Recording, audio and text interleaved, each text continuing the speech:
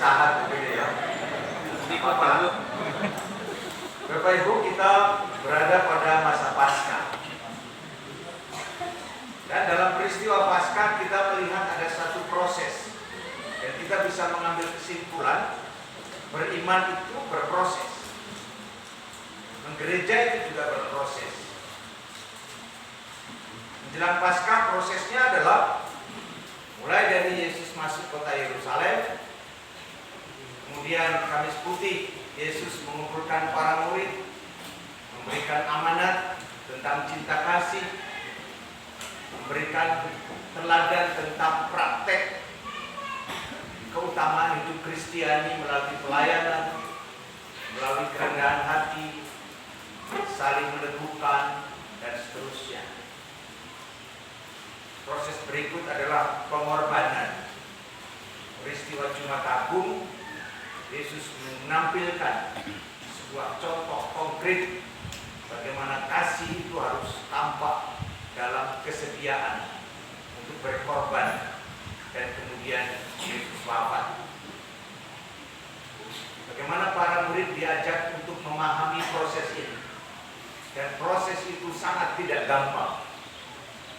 Tidak ujuk-ujuk lalu Paskah, tapi ada proses yang sangat penting diikuti oleh para murid, dan tentu saja dihayati bagaimana tahapan-tahapan itu.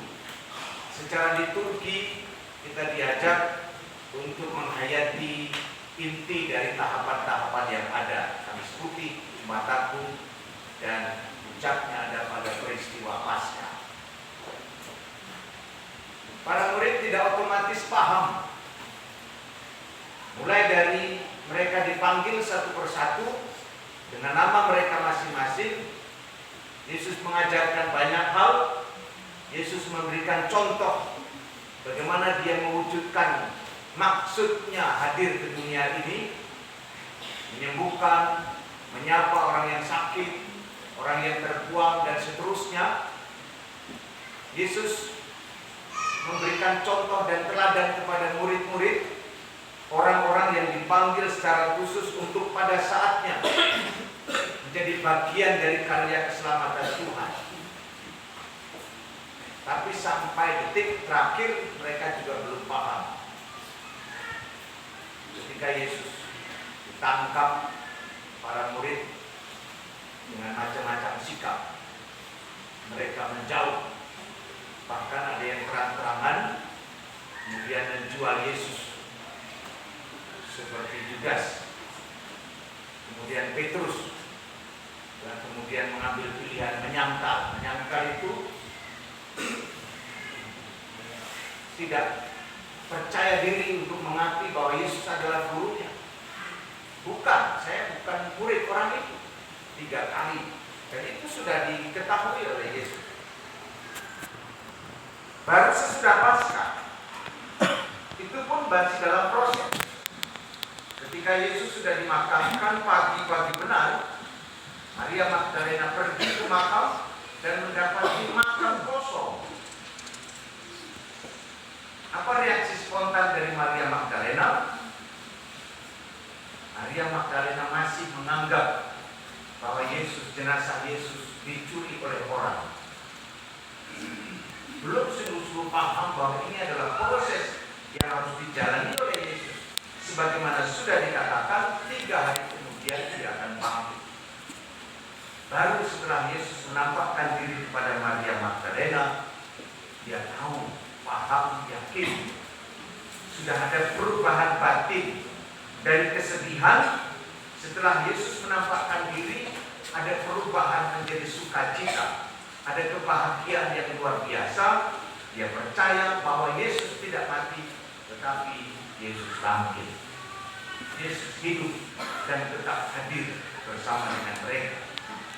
Dan dalam bacaan pada hari ini kita juga mendengar bagaimana 2 orang murid kembali ke Emmaus, yang menjadi bahan cerita mereka dalam perjalanan. Mereka seperti orang yang berduka cita, orang yang kecewa, perjalanan tertunduk, sambil bercerita tentang bagaimana Yesus yang diandalkan, tahu-tahu ditangkap, dijatuhi hukuman mati, dan kemudian mati di kayu salib. Itu yang masih ada dalam diri mereka, masih menjadi pusat obrolan mereka. Baru setelah Yesus menampakkan diri kepada mereka, terbuka hati dan pikiran, ternyata yang menyapa mereka di tengah jalan dan kemudian mampir ke rumah mereka itu adalah Yesus. Saudara-saudari, kita melihat ada perubahan dari para murid, dari seorang atau dari orang yang lesu, berduka cita, kecewa, berubah menjadi sumringah. Lalu mereka balik lagi bersama-sama dengan teman-temannya dan bersaksi, menceritakan tentang bahwa Yesus sungguh sudah tampil. Masih ada kisah penampakan yang lainnya, penampakan Yesus yang lainnya, dan pada saatnya kita akan mengetahui bahwa para murid benar-benar diperbaharui berkat peristiwa kebangkitan. Itulah proses beriman yang dijalani dan dialami oleh para rasul dan orang-orang yang ada di sekitarnya. Saya kira dalam perjalanan gereja, proses itu tetap dilalui. Gereja yang masih tetap kokoh kuat, berproses melalui begitu banyak persoalan dan tantangan. Tapi selalu diyakinkan bahwa obrolan kita bukan hanya obrolan tentang Jumat Agung. Obrolan yang disampaikan bukan hanya tentang kematian, bukan hanya tentang kegelapan. Kalau hanya soal itu maka belum selesai. Tapi obrolan berikut adalah tentang Yesus yang wafat dan kemudian bangkit. Itulah yang mengubah suasana batin para murid dan tentu saja gereja. Kita selalu menghadirkan peristiwa penyelamatan itu melalui Ekaristi, dan melalui Ekaristi itulah iman kita diperbaharui. Dalam Ekaristi bukan saja soal korban Kristus, Dia yang wafat, tetapi sudah menjadi satu kesatuan yang utuh dan sempurna. Karya keselamatan itu melalui Yesus yang wafat dan bangkit. Bapak Ibu saudara-saudari yang terkasih, hari ini intensi atau temanya adalah penyerahan 3 stasi yang selama ini berada dalam Reksa Pastoral Paroki Kristus Raja Sugumulyo. Sudah berapa tahun ya? Sejak awal ya? Sejak awal. Walaupun sebelumnya juga Paroki Tegalsari. Adanya mana? Ya, sebelumnya juga Tegalsari karena Paroki Sugumulyo juga lahir dari paroki induknya Tegalsari. Tapi kan masih melihat foto-foto Romo yang mengawali yang merintis paroki ini. Lalu ada proses yang dijalani, dan dalam pembicaraan serta pertimbangan, sekali lagi gereja itu terus bergerak, terus memperbaharui, di dalamnya membuat pertimbangan sana sini dan seterusnya. Akhirnya diambil sebuah keputusan, 3 stasi yang masuk wilayah Oku Timur itu digemblokkan kembali ke wilayah Kabupaten Oku Timur. Gemblok ini dimasukkan dalam wilayah pelayanan paroki Tegalsari yang memang wilayah Oku Timur. Tapi ada satu yang wilayah Oku ya, atau Oku Timur semua. Oku Timur semua. Jadi semua 3 stasi itu adalah wilayah Oku Timur, dan seluruh wilayah paroki Tegalsari akan berada di wilayah Oku Timur. Berarti dampaknya, efeknya adalah paroki Tubumulyo dan kuasi paroki Binakarsa akan menjadi warna di obat pemberi gilir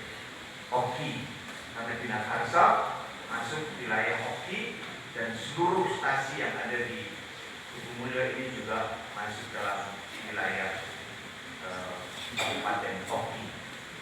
Pasti ada pertimbangan-pertimbangan terkait dengan geografis, soal administrasi negara, administrasi perkawinan, dan seterusnya.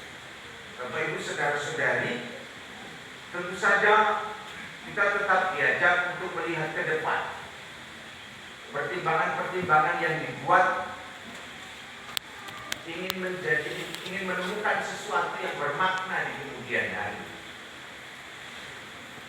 Mudah-mudahan kita optimis memandang ke depan.